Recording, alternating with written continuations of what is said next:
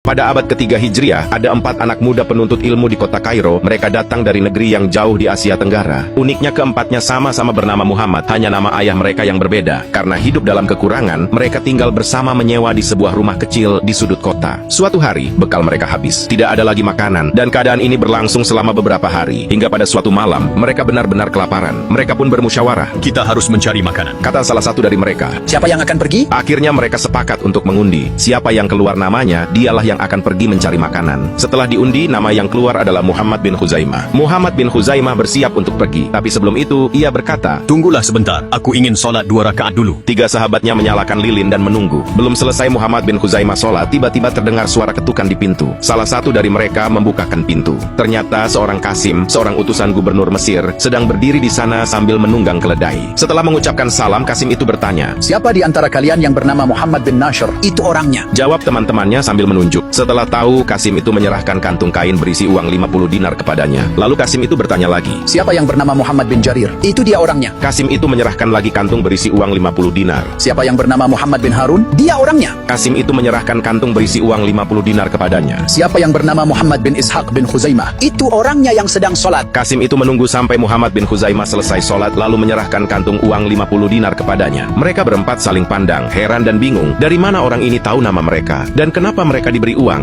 Aku adalah utusan gubernur Mesir. Saat tidur siang, sang gubernur bermimpi. Dalam mimpinya, seseorang berkata bahwa ada 4 orang bernama Muhammad yang sedang kelaparan di kota ini. Orang itu memerintahkan sang gubernur untuk membantu kalian. Maka aku diutus untuk membawa uang ini untuk kalian. Dan gubernur berpesan, jika uang ini habis, datanglah kepadanya. Ia akan membantu kalian lagi. 4 sahabat itu terharu. Mereka tidak menyangka Allah menolong mereka dengan cara yang begitu ajaib. Kelak, keempat orang Muhammad ini menjadi ulama besar dalam sejarah Islam. Muhammad bin Jarir al-Tabari, ulama besar dan penulis kitab tafsir terkenal. Muhammad bin Ishaq bin Khuzaimah, ahli hadits dan penulis kitab Syahih Ibn Khuzaimah. Muhammad bin Nashr al-Marwazi, ulama hadits dan fikih. Muhammad bin Harun al-Ruyani, ulama hadits dan penulis Musnad al-Ruyani.